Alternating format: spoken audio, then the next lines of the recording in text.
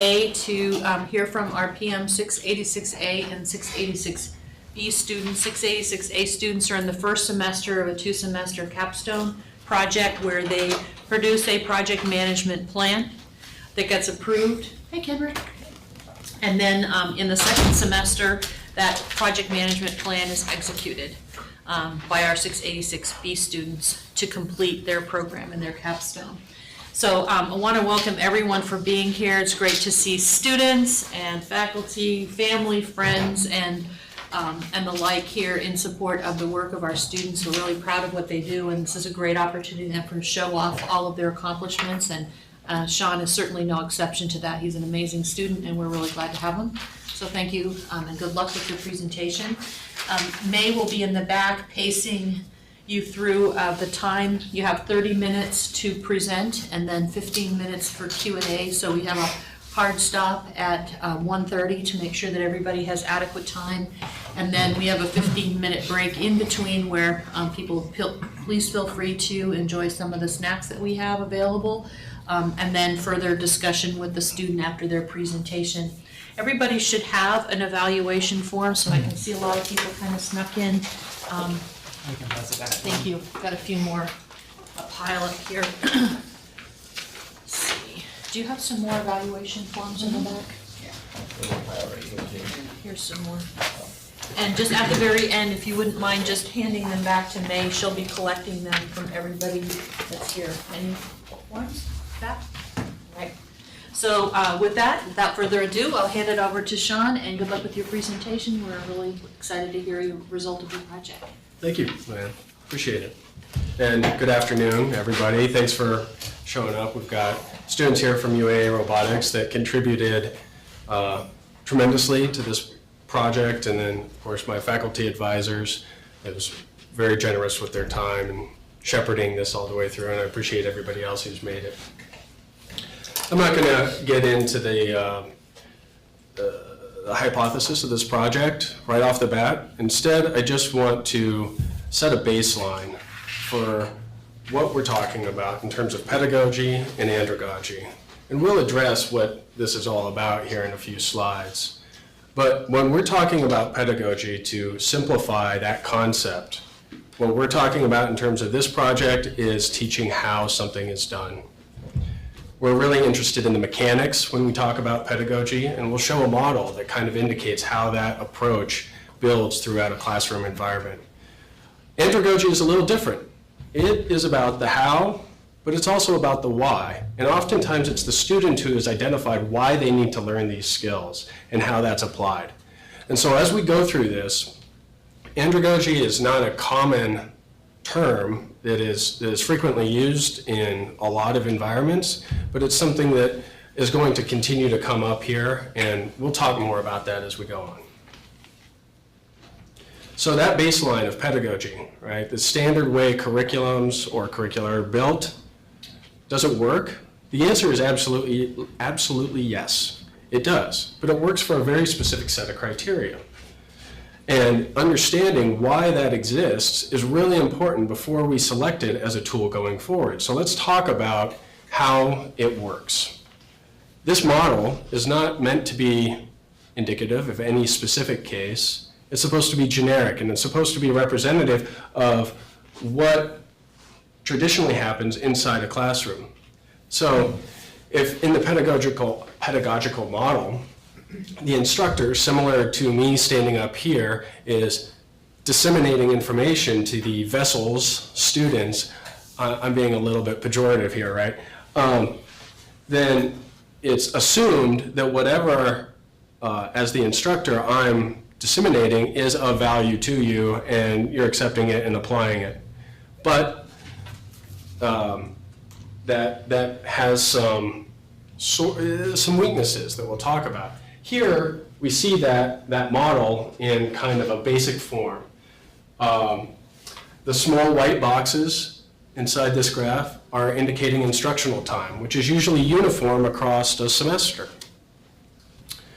The shades for the larger variable boxes represent homework and homework complexity. The darker the shade, the more complex the assignment. So you can imagine that throughout your course, you receive instruction, have a basic assignment, and then additional complexity is added to it, introduce a new concept, reduce the complexity, increase complexity, combine concepts, move forward, and so on and so forth throughout the cycle of a semester. You might also imagine that workload is modulated based on tests or evaluation points so that you can appropriately gauge the progress.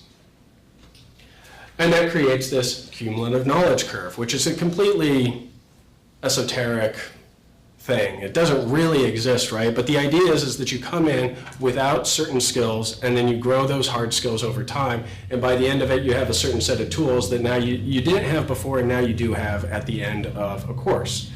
So this is the context of pedagogy that we're talking about. But it has some weaknesses. This condition is rarely, if ever, occurs in the business environment.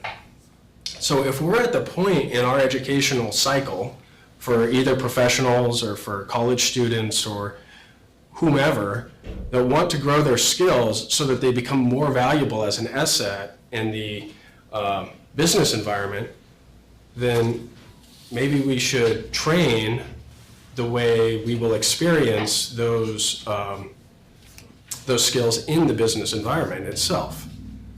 Very rarely are you going to, well, let me put it this way.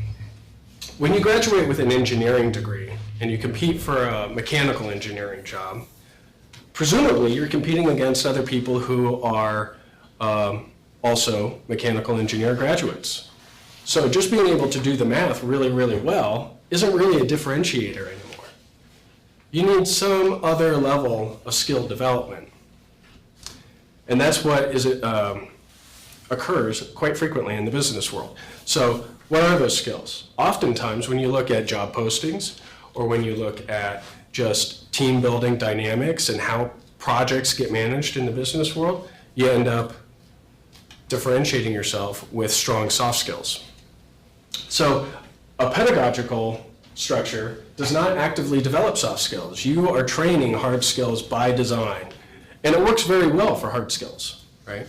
But if what you care about in your career growth is soft skill development, that's another weakness of the pedagogical model. And because you aren't actively developing those skills, you have no mechanism for tracking it, not effectively. For instance, here at this school, for our accreditation assessments, we track it passively. We assume that those soft skills have been grown or demonstrated or somehow based on certain class criteria, but they're not quantified. It's a checkbox, and we don't understand what that means. There's no way to audit, did X student perform better in the beginning of their curriculum or worse or what? Did they change? It's just not tracked. So it's because it's not actively developed or measured. And then that creates this problem, right, where the students don't receive feedback. And that feedback is helpful for growth. You receive feedback in a business environment all the time, sometimes hostile, sometimes constructive, sometimes not useful at all, right? But you're continuously receiving feedback from team members, associates, managers, leadership, and that helps inform your experience going forward and your effectiveness in your role. These are all things that we have the tools to change, which is where we come into the actual thesis of this project, right? The application of iterative project management principles as a pedagogical or an andragogical structure. And the idea here is that let's bring those structures that are used in the business environment into the classroom and create that constructive conflict, that environment where communication becomes paramount to the learning, and use that as a synergy to create a better learning experience. So the hypothesis is, would applying a project management structure in a learning environment create better learning objective outcomes and develop soft skills. So where is the solution going to occupy? Before we even get to testing a hypothesis like that, we need to have some form of reasonable test criteria or a framework to test it from. And that's actually the only deliverable from this project, right? It hasn't been tested. I can't give you a definitive answer as to whether or not this is the way it's going to work, but I'd encourage that this is a good starting point. And the starting point that I led with was we're interested in pedagogy and andragogy and how it intersects with the skills required in the workplace. So far, we've only been talking about how pedagogy delivers hard skills, and that's the overlap largely that we see here. In the workplace, though, we engage in these wonderful things called projects. And if we branch this in, we have some overlap already with projects in the training and learning programs. They're often incorporated, but are they really meaningful? Do they really communicate the same experience that we have in the workplace with projects? If you come out of a classroom having executed a project, is it going to be managed and controlled and evaluated against the same criteria that it would be in the workplace? As variable, will you have engaged your stakeholders? Well, maybe yes, maybe no.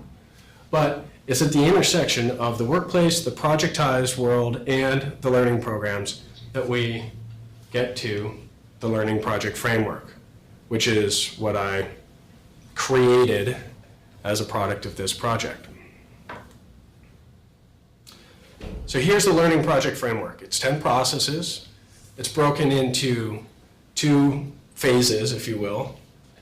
And there are decision gates and there are iterative processes. Light in here kind of muddles the color, so I apologize for that. So let's begin going through it a little bit. Step 1 is project conception.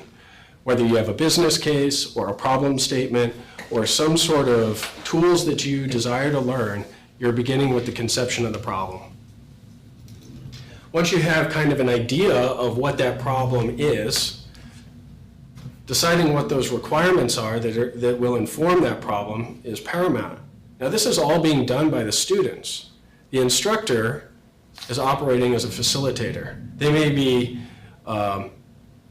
giving example problem statements or saying what is possible to be achieved during this process, but largely they're leaving it up to the students to say, this is a problem that we've identified that may be able to be solved with these tools, but we don't know, and so now let's go through the process. This condition happens continuously in the business environment. You may not even call it a project, right? But quite often, the people who require advanced education to perform their duties, new college graduates, are tasked with solving problems that aren't just apply this equation or apply this business model. You're going to have to do some complex problem solving. And this is the beginning of that, right? You have to be able to frame the problem and find the requirements, and that's going to require stakeholder engagement. That's going to require communication. It's going to require teamwork. It's going to require leadership. And then you're going to distill all that information and create a problem or a project statement. It's important to be able to consolidate your thoughts and communicate them clearly, which creates the first decision gate. And this might be the first gradable product or the end of the baseline assessment for soft skills, which we'll get to a little bit later. But this is where the facilitator, the instructor, says, okay, you're ready to move on to the planning phase. You've gotten far enough along. This is an acceptable scope. We're going to move you now into a different phase where you really dissect this problem and figure out how it's going to be solved. You're not going to solve it yet. You're just going to figure out how. And so now you're going to incorporate project management lifecycle models and what I'm calling the learning management plan, which is parallel to the project management plan. This is a really specific kind of project, and although I haven't explored the full range of the learning management plan yet in this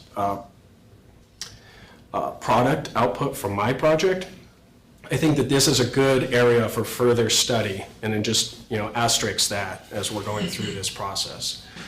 But the next two processes 4 and 5, are asking of the students to create their own plan. How are they going to manage the work? How are they going to tell if they're achieving their goals when they start executing the project? How are they going to track performance? How are they going to respond to risks and change? That's where this, you're forcing yourself as a student to think about things that you normally don't think about when you're just given a problem set and said, these are the requirements for solving this. Now you have to start thinking creatively about what could happen and how am I going to tell if I'm being successful, because maybe somebody isn't going to tell me, they're just going to judge me. And that gets you to the next decision gate. Do you have an adequate plan to start building the product? So processes 6 through 10 are all about project execution. And they changed this pattern here, right? We've got kind of a waterfall approach that you may recognize on processes 1 through 5. And then we kind of have this cycle down here in processes 6 through 10. And that's because these are going to be iterative processes, and they're going to adapt to the conditions of the project, which is very frequently the conditions of business-driven or business case-driven projects. You're going to define the version and scope that you're going to execute first. That's process 6. Then when you have that, especially if this is not the first cycle through, but maybe you're going through this on the second iteration, it's really important to do a critical project review where you say, what did I learn on the last cycle? And can I improve this cycle by incorporating some of those lessons learned? But we'll talk about that iterative cycle here as we get to the end of the processes. Build deliverables, that's where the actual work happens, right? It's pretty easy to understand. Finally, you get to start executing whatever it is you put into your plan and create the outcome of the project. And then you move into the client checkpoint. So often in a pedagogical model, you're not checking in to see if you've done the problem correctly. You know you did the problem correctly because the requirements were set forth from the very beginning. But in the real world, checking in with stakeholders is absolutely critical to understand whether or not you're meeting expectations. You can imagine a case where a team experiences a few things during the build deliverable phase and starts adding in, functionality to a certain product, and then goes to the client, and the client says, well, you did a lot of work and it looks like, you're really trying hard, but this isn't what I asked for. There's too much stuff here. Complexity just blew you out of the water. Oh. Or you can imagine a situation where a team does actually less work than was intended, but it addresses the problem more simply. And when you approach the client with that, they say, oh, wow, this is wonderful. This isn't what we asked for, but this is way better. That's why this iterative cycle is really important, and getting that feedback, because that informs your future deliverables. Hopefully, you're right in line. But this is a control mechanism that allows you to make sure that you're right in line and you don't go off into left field accidentally because you think you're doing something right. Closed version, process 10, is where the project team, the students in this case, get to do their lessons learned and then reincorporate them in processes 6 and 7 if the product is not prepared to be accepted by the client. If in process 9, the client is like, yeah, this does everything we want it to do, it completely matches the scope that we set out in the problem statement, or the project overview statement, then cheers. You move on and you're at project completion, it's a done deal. You probably should still conduct a normal project closeout through lessons learned like you would in the closed version process, which is why it's still there. But eventually you will say, this project is terminated and we were successful or we were not successful, and here are the reasons why. And that's why this process is one, compared to the PMI processes that are iterative and you need to have a robust understanding of how to move between them because you may have to go back to any one of them at any given time. This is, there's a certain amount of predictive quality here, right? it is a process flow, and so you can rely on going through this cycle every time, and it's easier, it's got a lower bar of entry to understand in terms of a student environment.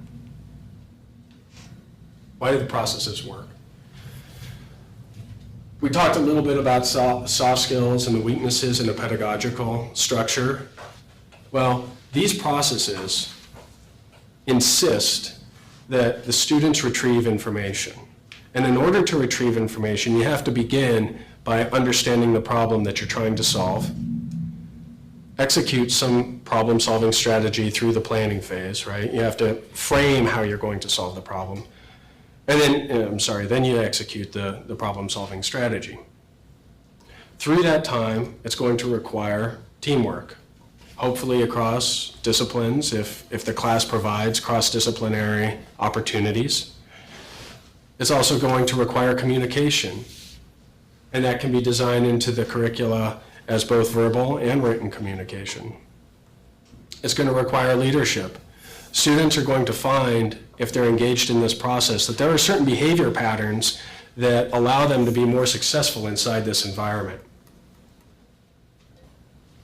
So the processes work because they force the most valuable asset, the student, the customer of the instructor, to go through this cycle in a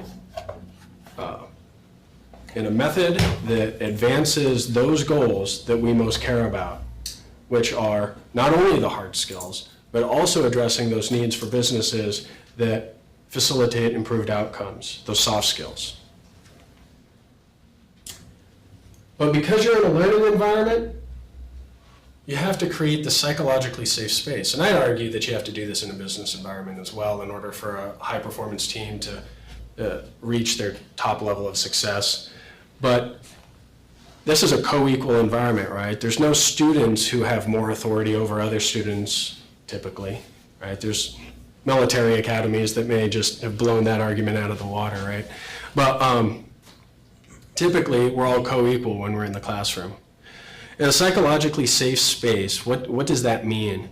It means that you're free of certain fears.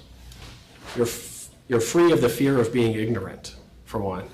It's paralyzing to feel like you have not prepared enough and that somebody is going to shoot you down in some sort of hostile environment, which you may experience in the business world.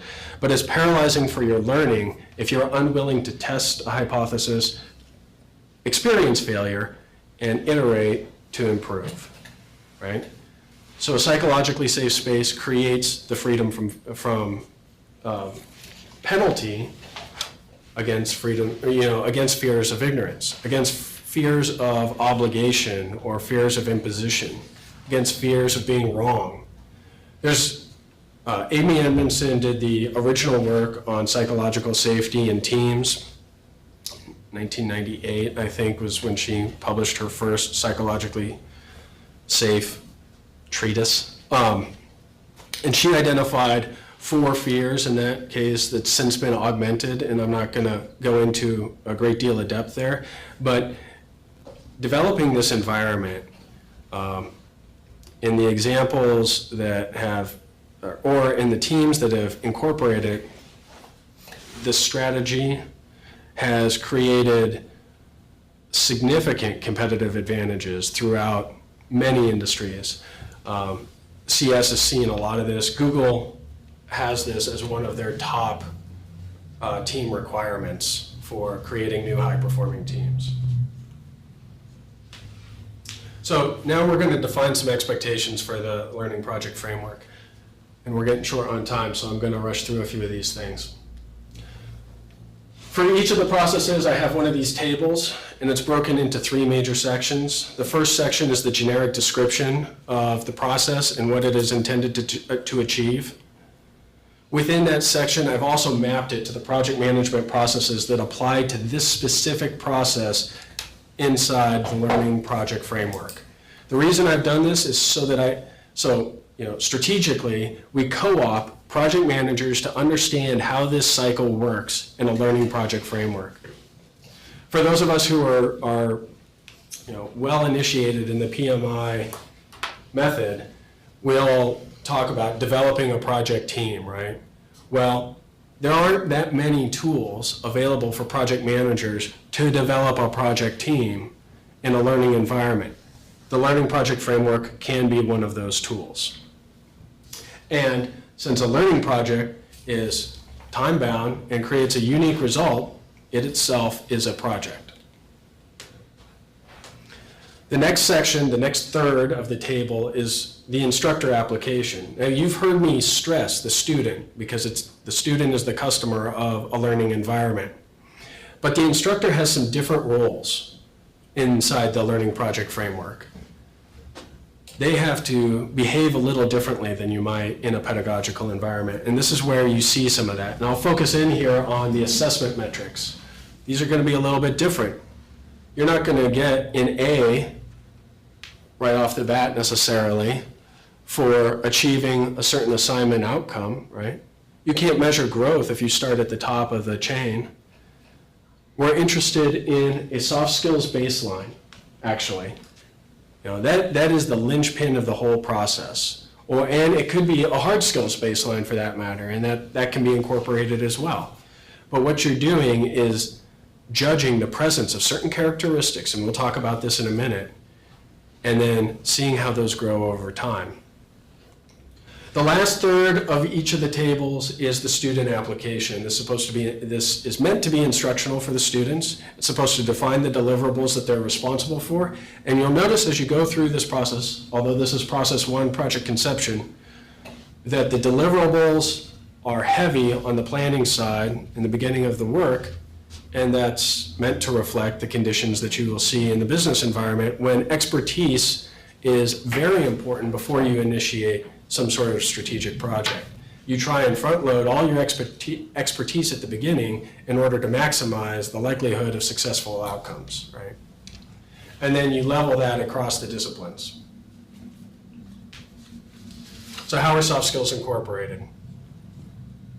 Well, let's take an example, and I'm going to borrow from a member of the UAA robotics team and their experience this last year working on a team.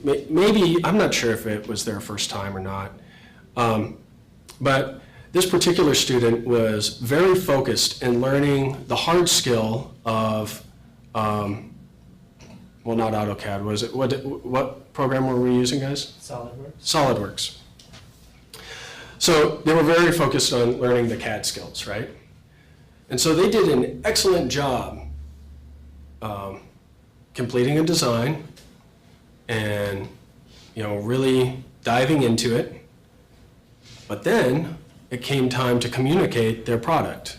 And there was a nomenclature and a syntax and a filing protocol and how the whole team was communicating and all these things that had been established. But, I'm hypothesizing here, but imagine you have 20 minutes and you can either polish this product and be done with it, or you can say this is good enough and go through the hassle, let's call it, of filing it in the places that match the naming and filing standards for the project team. Well, focused on the hard skills, they polished the product and didn't file it in the appropriate location. Then they became unavailable. And that's not a problem, right? Team members leave all the time to do other things, and their responsibilities extend beyond, you know, whatever. Well, now people can't find that product, and it took them 7 days to become available again, and you've burned 7 days because you weren't willing to produce a product that was communicable, that could be communicated to the rest of your project team. Now, this is not a big deal, right? It's actually a really good learning opportunity, and that's exactly why this process is designed, is so that students can recognize before it becomes an issue of business need, the need to adhere to certain processes, even though they don't appear to be of value, because it incorporates teamwork, it incorporates strong communication skills, and they understand the relationship between how their team uses their work and how their hard skills actually apply to adding value. So what are some of these behavior patterns, and I'll hurry through this.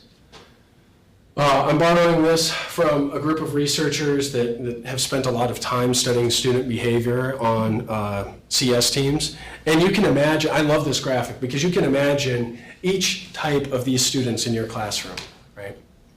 The diligent isolate, struggling away on those hard skills as if there's nobody else in the world, and it's instantiated by the behavior of, I can do that better than you, I can do that better than you, I can do that better than you. I'm going to do all those things, and I'm going to devote all my time to that energy, and we're going to have the maximum quality achievable on this project because I can do all those things better than the rest of the team. Not a big deal, right? Well, there'll come a time when the complexity of the project or the products requires teamwork. The diligent isolate is penalizing the overall team when they do something like that. Your learning doesn't increase. Your insightful shaper is a little bit more mature in terms of the behavior patterns, right? They're interested in demonstrating some of those leadership qualities and delegating the work in an effective, efficient manner. Maybe they have stronger teamwork skills. But they're also a very capable learner.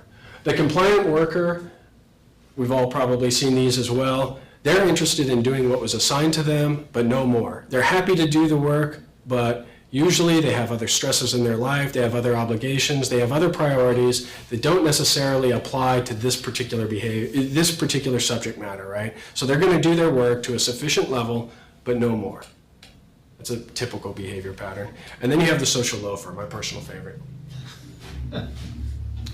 This guy or gal is going to sit back and rely on the efforts of their teammates because, hell, it's a team assignment and I can do less work because there's more assets out there. There's more resources to do the work. I can spread this a lot thinner and I don't have to do that much, right? That happens consistently in all sorts of projects, business, student, any type. It's important to note that when social loafing was first identified, it was theorized to be a whole team's behavior, where the whole team as a group, let's say 5 people, right? 5 people identify, oh, we could do this, but it requires less work of all of us if we work in a team. And that's a social loafing behavior because the focus or the constraint becomes interest instead of actual output. How do we track these things? I have a template for a table that also comes with a little bit of analysis. We're not going to go into this in detail, but you have 2 bars. You have the soft skill assessment range and you have the hard skill assessment range. You have the LPF processes that you're tracking. They're not necessarily grouped by week because they may be condensed or expanded depending on the needs of the subject. For each of the soft skills, that I've identified, and I only picked 5 because they were the 5 that rose to the top in several current industry surveys. Leadership, teamwork, problem solving, written communication, and verbal communication being the 5 that I focused on. I created maturity models, and I agonized over these, and I have absolutely zero pride or investment in these conditions. I think that there's some good stratification here, right, between the different levels. But I think, as I say in the project paper, this requires robust assessment for each curricula that's appropriate for that curricula, and maybe these recommendations aren't appropriate for a certain class, right? But I could hit these bullets, and in the sake of time, since I'm going over, I'm not going to, but there is certain behavior. The point is that you can demonstrate certain behaviors and that there are certain signals to indicate that these behaviors exist that aren't necessarily, subjective. Do I think this person is a good leader? Well, they may be or they might not be, but they may only apply frameworks to team-produced deliverables, but are reactive to assignment conditions or requirements, right? They aren't being proactive or uniform in their application of processes. That might make them actually a weaker leader than maybe initially perceived. Whatever, it's open for more discussion. So how is value added to the education process? Obviously, by incorporating something like this, we replicate the business environment more closely. We train people to utilize their skills in the environment that they'll likely be utilizing them in going forward. And that creates a perception of value after those people begin to add value down the road, which is the ultimate customer, right? The current student isn't really the customer. It's the student who's applying their skills after they've learned what they needed to know that is truly the customer of an educational program.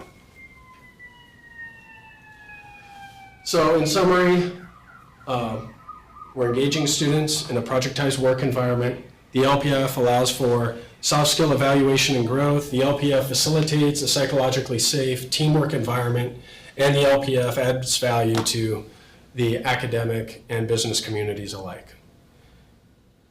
Questions?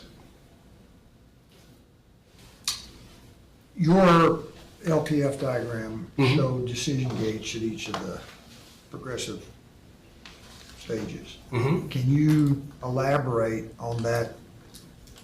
Is that decision gate a pragmatic approach to it met the requirements for whatever your objectives were in each of those stages? Or is it a like a quality assurance gate that we follow the process regardless of what the actual results were and therefore it's good? Well, Or is it something even more looser, like it worked and so it must be good? Can you? Yeah. So I think that there is kind of, each of these decision gates represents a little bit different take on the decision gate, right? They serve different purposes. It wouldn't be appropriate to have the same type of decision gate at each one of these stages. So the first decision gate is a sufficiency criteria, right? Have you adequately framed the problem? Do you have a scope that's achievable within the bounds of this learning activity? The second decision gate is more along the lines of quality control for the facilitator. You want to verify that the students have adequately prepared for the endeavor that they're about to engage in. And so this might be more of a test criteria, right? The closed version decision gate is more like a quality assurance process, right? You're now validating your processes and confirming, I mean, it is also control. You're confirming the use of the tools that you articulated in your plan, and then you cycle back through and make the appropriate changes. Maybe those tools are the wrong tools, but those are the decision gates you get to make. It's taking a step back from the work that you're performing and thinking, all right, is this working? Should we continue with this process? Maybe we should stop it because it's not working. Making some real critical decisions, it's important to take a pause and reflect on whether or not the business case is still valid for solving this particular problem.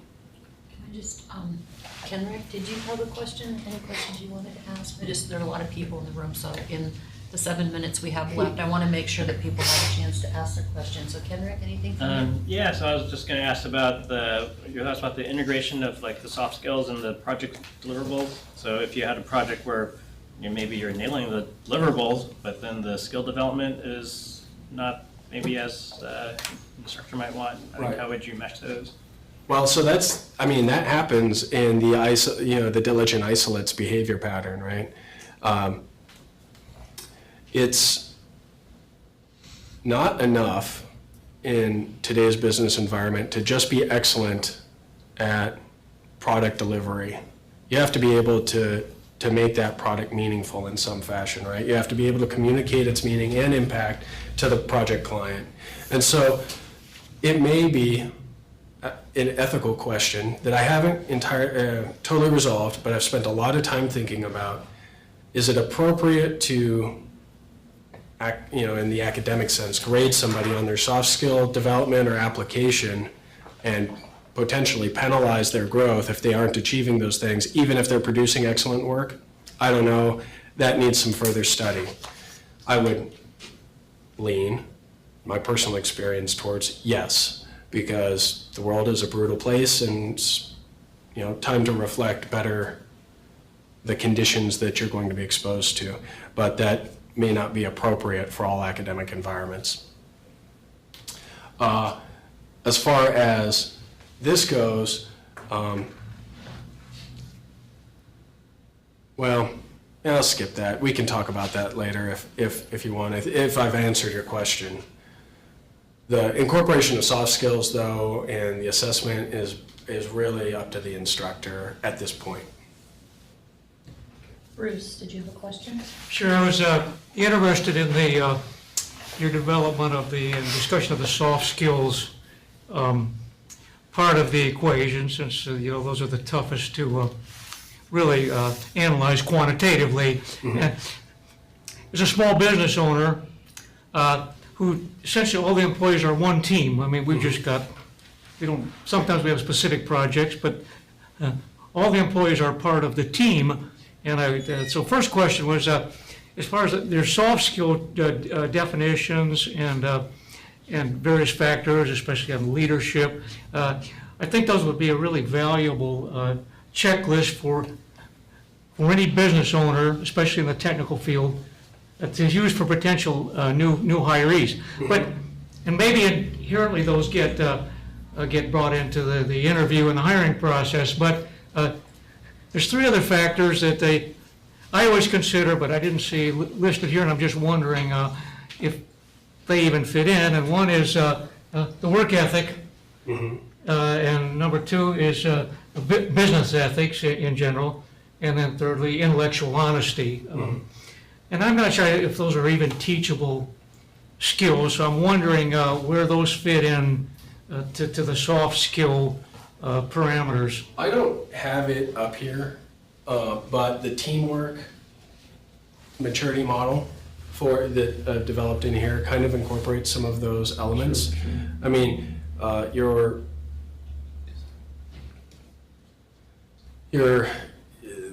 the work ethic, business ethic, and I'm sorry, the Honesty, intellectual honesty.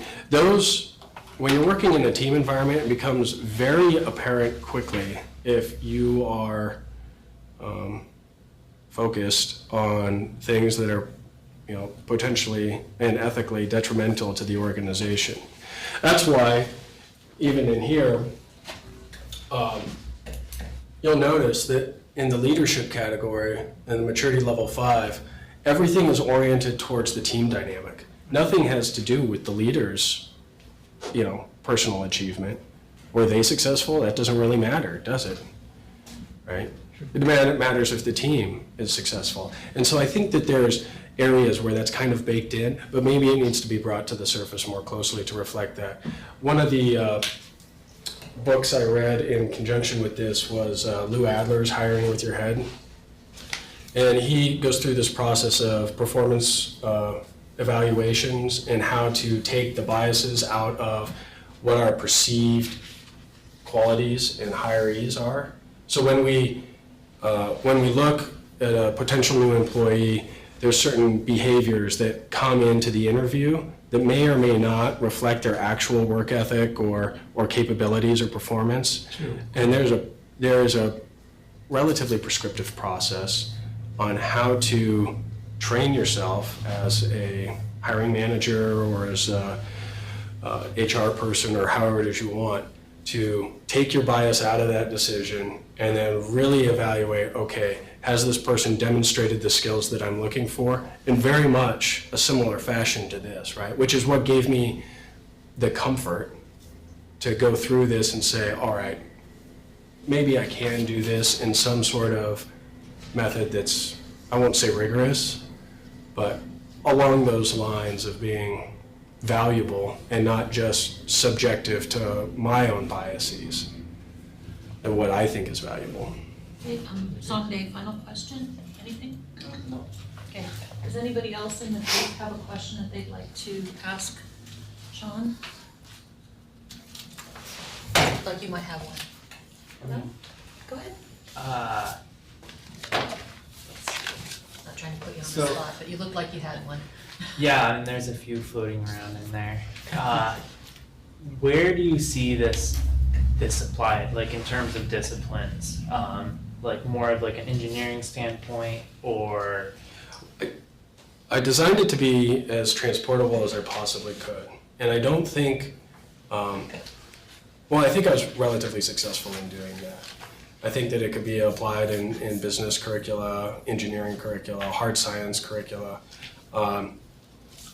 probably a few others. I'm reminded of Kenrick's question from my presentation in January, where he asked about another program here on campus and their perception that they have better soft skill outcomes than the engineering department. To which I asked, well, how are you quantifying that? And if you aren't using some tool like this, I mean, are you, and I'm not, this isn't the community, so I'm just taking a pick. Are you just saying that poli-sci students go into poli-sci jobs and engineers go into engineering roles? I mean, that's a little trivial when it comes to the soft skill assessment, right? Okay, well, you went into a sociologically heavy role, but that's where your education was. You know, do you really have soft skills that map to that? Well, maybe yes or maybe no. But until you actually do some measurements and have some sort of comparative format, then I don't understand why you might not apply something like this, right? Just one last thing is that we know from the surveys that have been done of engineering firms through the American Society of Engineering Educators, they have identified this, you know, students graduate from a lot of engineering programs or hard science programs very skilled at what they do. But this part of it is what they consistently say is missing, right, from students who walk into the workplace and have to be effective. And so what I find really exciting about this is, and I think just for UAA, I'll just say, I know this is for, you know, a general research project and project that you've completed, but I think we have an amazing engineering school, and I think you guys get incredibly good instruction on the things that you do, right? Your problem solving. But if we could marry this with what you guys get, think of how when you walk into your first job, you're really hitting the ground running in terms of being effective, not just knowing a lot, but actually being able to be effective. So I really appreciate, I want to just say a big thank you to you for the work that you did here, because I think not only is it a great project that you undertook, but I think there's incredible value that you're bringing to us and our program and our college to differentiate the students that come out of UAA from students that might come out of other programs. And I think that is something that can really help distinguish us collectively.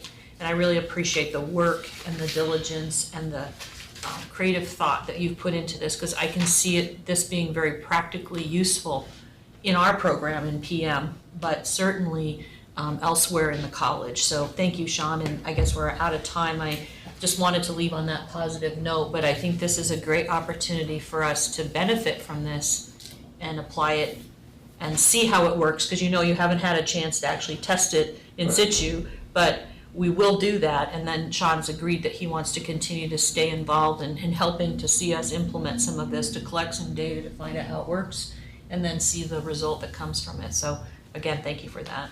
Thank you.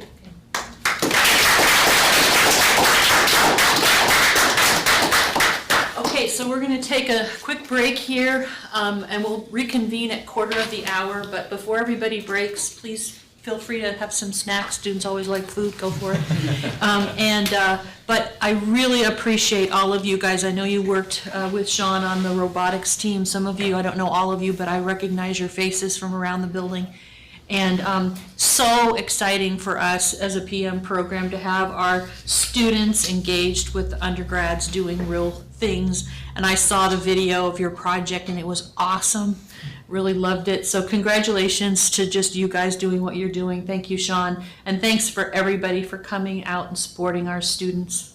Really appreciate it. So enjoy some Thank you all snacks. for being here. Appreciate Yeah, it. really, it's great to see that connection between our graduate programs and undergraduate programs, so it's really cool.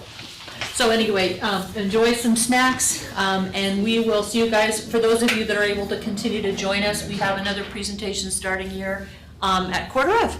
All right, otherwise, see you guys around the hallway. Good luck with finals. You'll do awesome. See you later.